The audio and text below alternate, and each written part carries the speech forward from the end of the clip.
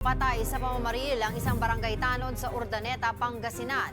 Naniniwala ang kanyang pamilya na mistaken identity ang nangyari dahil may binabanggit daw na kagawad ang gunman nang mangyari ang krimen. Para bigyan ng mukha ang balita, Mobile Journal, Kayla Makatan.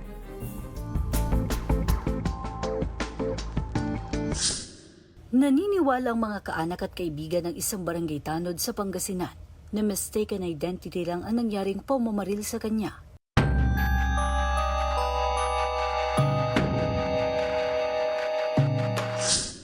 Bandang alas 10 ng gabi nitong Mayo 2, habang naka-duty sa barangay hall ng Pinmaludpud, Urdaneta City, ang barangay tanod na si Edgar Noses, 58 anyos. Huminto ang isang motor sakay ng magkaangkas na lalaki. Bumaba ang isa na dumiretso kay Edgar at nagpaulan ng bala. Mabilis na nasawi ang biktima sa tama ng bala at umiskapo naman agad ang mga sospek. Sa pag-iimbestiga, tinitignan ng mga pulis ang anggulo na personal na galit. Pero posible rin naman ng mistaken identity, lalo't giit ng pamilya ng biktima, mabait at walang sino man nakaalitan ng biktima.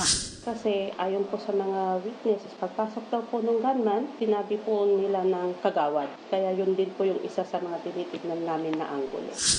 3 basyo ng bala mula sa .45 caliber ang na-recover ng mga pulis. Patuloy sila ngayon sa follow-up investigation sa mga testigo at backtracking sa kuha ng mga CCTV para makilala ang mga responsable sa krimen.